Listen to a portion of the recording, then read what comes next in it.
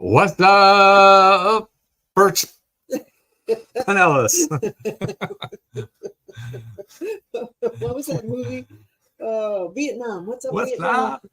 Yeah. Good So, morning, Vietnam. sorry we're a little late today. We've had some technical difficulties, but Brian Savage here with my good friend Marianne Davis. Hello, hello. Hello, hello. How are you?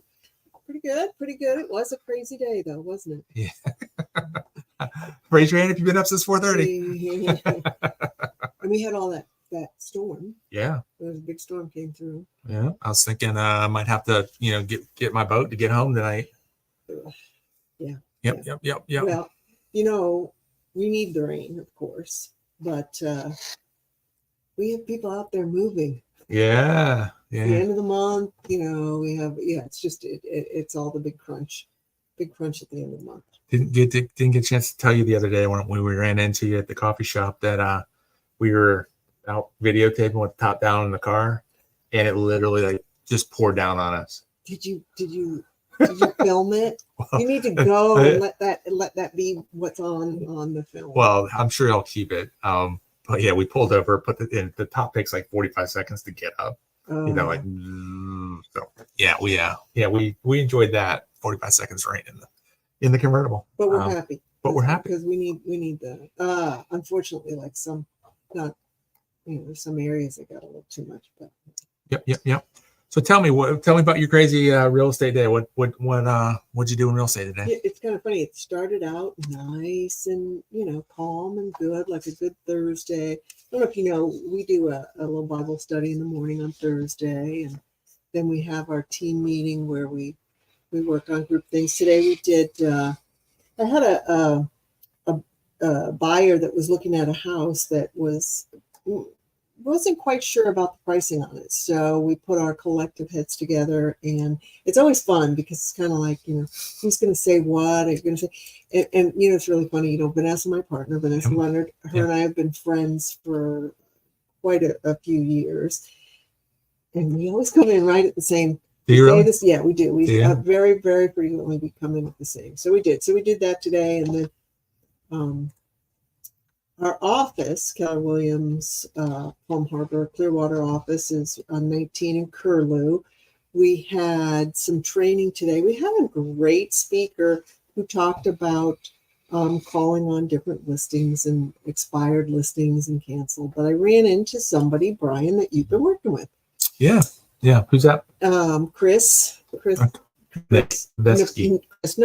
I know that he's one of the agents in our office, and he told me that you guys were doing something together, $1 million deal? What was it? Don't gloat. It's not a good look, right? So tell me about it, because I know there's a little bit of history there. Yeah. So the gist of it was, and Chris has been very integral in supporting me and allowing this to play out. People are coming in from out of state or relocating. And the house they live in is like 1.5 now, and they're buying like 1.2, and part of that is they didn't buy that house at 1.5, they bought it at 500, so they're paying at 500 on their current house, and they look at 1.2 and they see what the payments are, and so had an opportunity to, like you say, without seeing what Chris provided, see what the listing agent provided, I was able to just dial up an address and throw a AVM at them from kind of a bank standpoint. So just tell us, what does AVM stand for? Stands for Automated Valuation Model. And I knew that. I'm just saying that for our little friends out there. So, but it's literally all I can do is put in an address, and it will kick out 3 values: high, median, and low, and 3 rental values: high, median, and low. But it also has 8 supporting pages that looks like, the pre-up workup of what an appraisal, these are the 10 houses we use. These are the 10 listings we used. And so it's pretty substantial. And when they saw that, this house is on the water, it's pristine, it's flawless, and they saw that they're buying it for $250,000 lower than the high end, that made them comfortable to go, hey, let's move forward. Let's raise the price a little bit. And they came in with an out-of-state lender, pre-approved for conventional, and we had to, restructure the deal and work with Chris and the listing agent to convince the seller to take a VA loan versus conventional, because there's some things that can go different, a little bit different, and basically work through that. Got them all, and the buyer's former Marine, he's literally a day younger than me. I mean, I'm this day, he's that day, same exact age. That's funny to run into someone like that. Yeah, right? from the Marine Corps. I didn't know him, but yeah, we served during the same time and did completely different things. But he, in Marine Corps fashion, we're going to get the best price. We're going to get the best mortgage. We're going to get the lowest cost. And so they brought in a third person, and they had the buyers bring in way more to closing than they wanted to. Third lender. Yeah, both lenders. Okay. And I came in and said, I can do this zero down. I can do it with $100,000 down. You tell me what number you want to bring in. Their lenders were closer to 200,000. And they're like, that can't be done. That can't be done. So they scramble. They come back a day later, and I'm already 2 days ahead of them because I'm running down the road with, zero down to 100,000, and they're ecstatic. And so they, oh, we can do that too. Me too. That wasn't good enough. So then they dropped the interest rate. So when people in this industry don't think or know that they're not going to get the deal, what they try to do is make it just a miserable deal for everybody. And they dropped the interest rate so low that it couldn't be done. Right. And so I just went, I got 85 lenders, and you're not even close. I sent them the 30-day history from Google, and I'm within the band. I'm on the lower end by about 0.25%. I said, this is it. This is as low as it can get. Well, we're going to go this direction. So 5 days later, they called me back and said, both of those lenders now admit that they can't deliver that loan. And are you still interested in helping us? Absolutely. Absolutely. Right. Absolutely. But the nice part about it is, Chris did support me, and said, hey, look, this is my guy, and he's respected throughout the industry. And if he's telling you it can't be done, he's telling you that, he's not dropping this thing and telling you something you want to hear. Well, just that's get your it. business. That's it. It's the telling you something you want to hear. And we find that a lot in a lot of different things, not just for the lenders, but, all over. I do have a question. You were talking about the AVM and that you were able to plug in the address and it shot out some numbers. How does that differ from a Zillow number or like a Zestimate number? And is it, because I found, I'm going to jump in here, I found that the Zestimate and some of those other numbers will, if a property is already listed, let's just say it's listed at 800,000, it takes that listing and it uses those numbers in the algorithm. So the prices, if 800 is overpriced, it's raised the Zestimate to be closer to that. Not that's not the purpose of it, but that's the effect that it has. Yep. So how about yours? So you and I experienced this when we sold our house. You said before we list this, pull his estimate, and when we pulled it, it actually went down. It was still higher than what we listed it for, but it was pretty drastic how much it came down, because we thought we were being aggressive in the way we listed it to get people in the door. Right. But as soon as ours hit, it came down within a couple $1,000s of ours. Right. And then through that process, we did some different things, and every time we took a snapshot before and a snapshot after we did something, and it would literally change. So I don't know the voodoo behind their mechanism. Right. But I've had appraisals come in $50,000 higher, $50,000 lower than the Zestimate, because they're using, back in the day, they were using the whole zip code and averaging over a whole zip code. And so I can't say that they're doing that now, but the way that mine is set up is, and most people don't realize or know this, is that since the meltdown, part of the rebuilding the financial markets is every conventional FHA and VA mortgage has appraisal. They're fed into a system. And so we're talking now 14 years of appraisals So across it's the country. using actual appraisal figures, Data. data in their algorithms. Yeah. And so that's that's Yep. it. So I mean I know that your Right. number was closer. So but I just want to talk Right. about that. What we do as an agent, we will take the data that we can collect. We will look at the properties, and then we'll go through and we will manually make an adjustment because this house has carpeting throughout and the other house doesn't, and we'll make adjustments. And so that's, we're not just picking numbers out of thin air. And so when we go on, we meet with potential sellers. I may tell you a number you don't like, but I'm not here to make you happy. I'm here to give you the value of my experience. And so that's kind of one of the things. And unfortunately, and we experienced another agent who's a very well-known, very successful agent in the area that prices pretty high to get the listing. And then you see there's multiple price reductions. So I do, if you're interviewing potential agents to work with, ask them about their price reductions, how many price reductions they have to have before they go into contract or before they sell. Yeah, that's big. And I talked to Lisa on your teams. One of her clients is from Alaska. And she grew up in this area, so she loves the area, trying to get back here as a second home, be able to commute between, and what a commute, right? 90-minute commute between here and Alaska.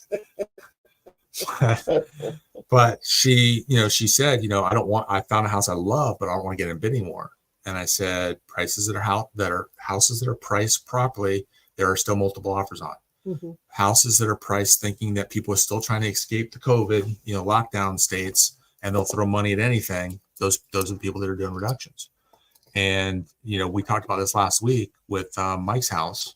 Right. That was priced properly. You got multiple offers. It literally was sold, went under contract over. And the numbers support that. The AVMs that I provided for that supported your numbers and the number that they paid for it. Oh, right. Yeah. Yeah. And so, the numbers real quick with mine, I always tell people the top numbers are HGTV, move-in ready, you're fully rehabbed, fully remodeled, brand new, new construction.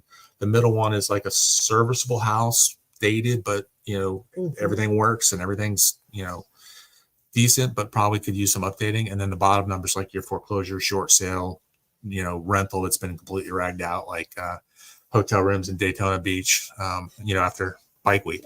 That would be like the bottom number.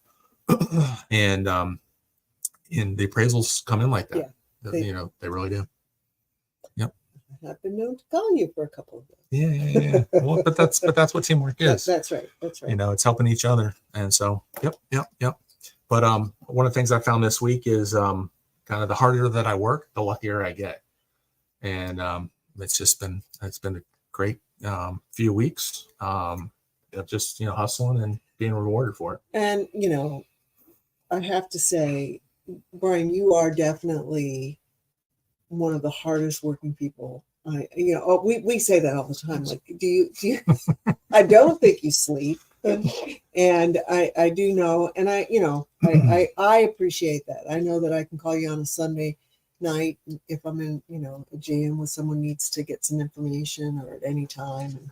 And I do appreciate that. So yes. Yeah, absolutely.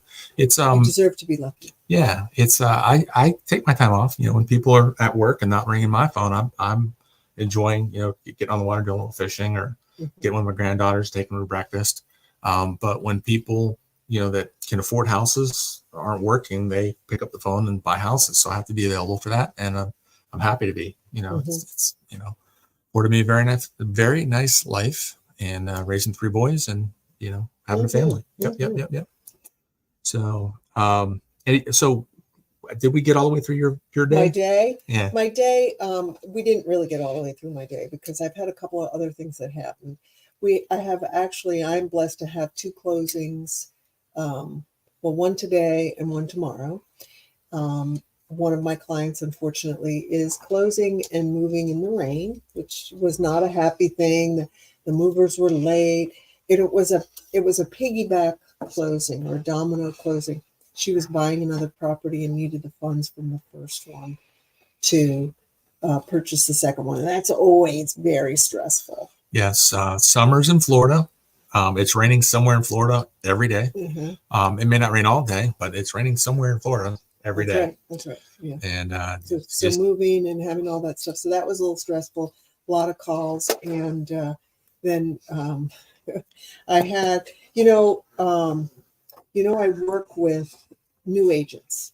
Yeah. So I do working with new agents, trying to help them, training them, and making their way through all of the paperwork, etc. And I have a lovely girl. She has got a potential listing, which I want to talk about with you because it's a great investment opportunity. But the seller has been offered some of those companies that will buy your house so you can close the door and not have to have showings, and then they will fix it up a little bit or slap a paint on it and then resell it. Okay. So she got one of those offers, and she was like, well, I don't want to have to bother showing anybody or doing all this. But what you don't understand is that those offers also have they have hidden fees that come along with it. Mm-hmm. And I said it's up to you. Now she's a newer agent, but to explain to this seller that really that your goal is to get her the best deal that she can. And it's a sincere, and I know this girl, it's a sincere, honest wish to do that. Will you make money doing it? Yes, you will. Right. You will. But we're a service industry. Right. And so to try and explain that you don't want to leave money on the table. But this brings me to our investment, my pick of the week, if you will, or the deal of the week. And it is not listed, so we don't have any pictures of it. We don't have, it's kind of going to be coming to the market. It is an investment opportunity of a 2-bedroom, 2-bath in Oldsmar. It's a nice, it's about 1,200 square feet, and it's going to be on the market for about $285, and similar properties that have sold. Now it's got a brand new roof. So when it's a cash, they want cash only. So they want investors, but it's not because it's a rundown or dilapidated property. It's just because they want to close quickly. They want to get in and out. So, but other properties that are right in the same neighborhood, same floor plan, sold for $385 plus. Just recently, just closed. 385, and they're asking what? 285. 285. 285. So, and it's got a brand new roof. AC is working fine. You may want to just, put in some new flooring, or, maybe $20,000, $30,000 worth of cosmetic updates. And, it's definitely a flip for somebody who doesn't have there's two things. It could be a good flip, or it could be a great rental. Right. Great rental area. Right. So, and these are some of the things that we talk about on our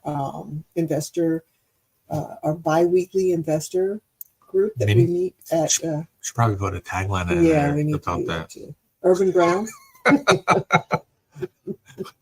We got some new ones. We got a new one this week. We're working on all these things. But anyway, so that's my buy of the week. You have to contact me or Brian directly to get the scoop and get in there. We're hoping to have it on the market next week, ready for showings, and I don't think it'll last long. So you are looking to get it closed in what kind of time frame?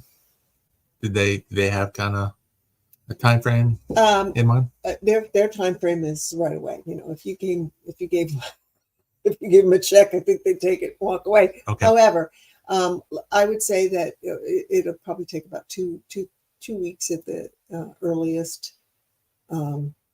Cash transaction, title work needs to be done, inspection. Yep. would be fine. They're not saying no inspection, but it really is as is. Okay. Mm-hmm. Yeah. So I know they're not asking for it, but Mm-hmm. as you know, I've closed loans in 10 days. Yes, you have. That's right. VA conventional loans in 10 days. And then hard money, if you got hard money, those are basically cash offers. You got to show, proof of funds, that kind of stuff. But, those are available for quick close also. Yes. What other types of, so this is important because they're asking for cash because they just don't want to have to go through appraisal. Well, appraisal is going to be fine. Right. They just want the money quickly. Right. So, yeah. So in a case like that, if the offer's right and the lender can stand behind getting it closed in that kind of time frame that they're looking for, you can do what's called a rush appraisal. And instead of taking 10 to 14 days, it'll take 5 to 7 days from the time that that's ordered. And I'm not talking specifically for this property. I'm just talking in general terms, because there are some opportunities that are coming available in the marketplace because, economically some things have changed for some people. And, we have a property, that I saw today, went to an investor meeting and got kind of notified about a property that we'll talk about and show you a little bit later. But have a quote. We're making ourselves available and really have no safety net up here. We are. And so the quote I came across, and throw out shout out to Kyle Draper for this one. It's be yourself because everybody else is already taken. I thought that was Dr. Seuss. Did he? Did he say that? Well, I don't know. I got it. I didn't get it from Dr. Seuss, and I read a lot of those. So be yourself because everybody else is already taken. All right, we'll give Dr. Seuss co-credit for that one. Sounds like Seuss.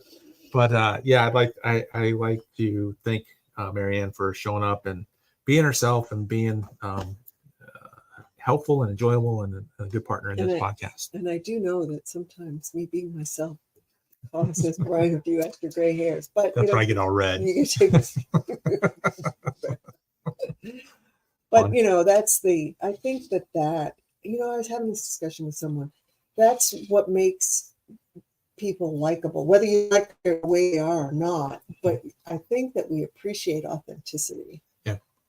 And I like to think that you can tell when someone's not being authentic. Right. And that's that definitely is a big turn off. So yeah, pretty much anybody can spit out a 15-second commercial and get it edited so that pop. I was actually talking to Cody. Yeah. Cody about that. He's not a salesperson, someone that we know, but we both know he's not a salesperson in a totally different industry. And he is doing some sales. And he felt that, people want you to be all, salesy and stuff. Just be yourself. Be yourself. Be yourself.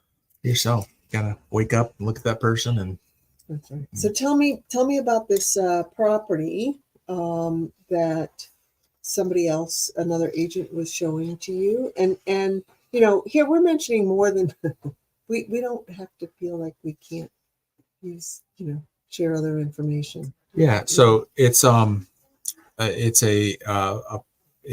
neighborhood in Dunedin that very affluent. It's always been one of the nicer neighborhoods, great big lots. But it is a property that was foreclosed on and it's being listed at $660. And the other properties in that neighborhood are selling like 1.3, 1.4 range. And it's $1 million neighborhood. It's rough. It's definitely $1 million neighborhood. And one of the things about this particular neighborhood is they all have a little bit more, a larger size lots. So acre. Acre. Yep. Yeah. So in Pinellas County, we're the second or third most densely populated county in Florida. And they put us on postage stamps lots. They take the building right out to the, as close to the border as possible. So when you get on an acre, that's, if you live out in Texas, that doesn't sound like anything, but here in Florida, here in Pinellas County, that's a large lot. large piece of property. And then it's, when my family first moved here, pretty much all the doctors lived in that neighborhood.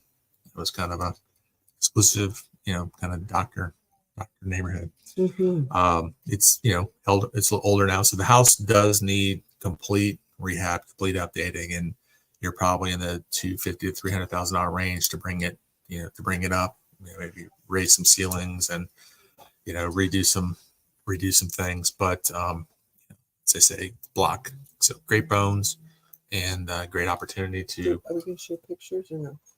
If you want to, Yeah, we can put do some that. pictures up there. We can do that. I'm not sure what I did with them. Yeah, see, here I am. Oops. Those are all the pictures. Oops. Yeah, so I did not. Okay. I did not keep the So, pictures. Once again, you've got to contact us to that was not intentional. No, but I like that.